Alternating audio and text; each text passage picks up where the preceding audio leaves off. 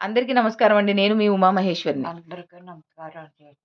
నిన్నటి 'big boss' ముచ్చట చెప్పుకుందామండి. తనూజాది మొత్తం జర్నీ అంతా చూపిచ్చారు గదండీ!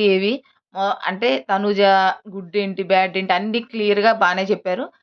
అలాగే డెమోన్ పవన్‌ది గూడా చూపిచ్చారనమాట. కాకపోతే ఇమాన్యుయల్‌కు ఉన్నంత ఎక్కువ లెంతీగా లేదు. షార్ట్‌గా చూపిచ్చినట్టు మాకనిపిచ్చింది. మీకేమనిపిచ్చిందో కామెంట్ సెక్షన్‌లో చెప్పండి.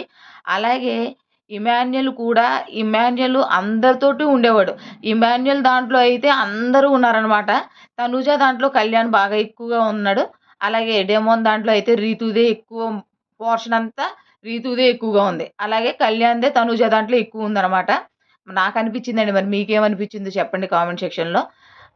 నేనేమనుకుంటున్నానంటే ఇమాన్యుయల్‌ని గెలిపించడానికి కొంచెం ఓట్ చేయండి. ఎందుకంటే ఇ సంజన లాంటి ఆవిడని డీల్ చేసి అంటే కష్టం వచ్చినా కూడా ఎదుర్కొనే శక్తి ఇమాన్యుల్‌లో ఉంది.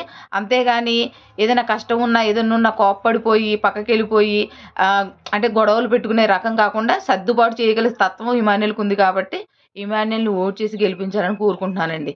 మీకు ఎవరో ఒకళ్ళు ఇష్టం ఉంటారు. కాకపోతే ఒక కమెడియన్ విన్నర్ అవ్వాలని నా కోరికనమాట. నా కోరికని కాదు అవ్వాలి. ఎప్పుడు కమెడియన్స్ అలా వెనక్కి ఉండిపోకూడదనమాట. పోయిన సీజన్‌లో అంతకుముందు సీజన్‌లో రోహిణి గారున్నారు, అవినాష్ ఉన్నాడు.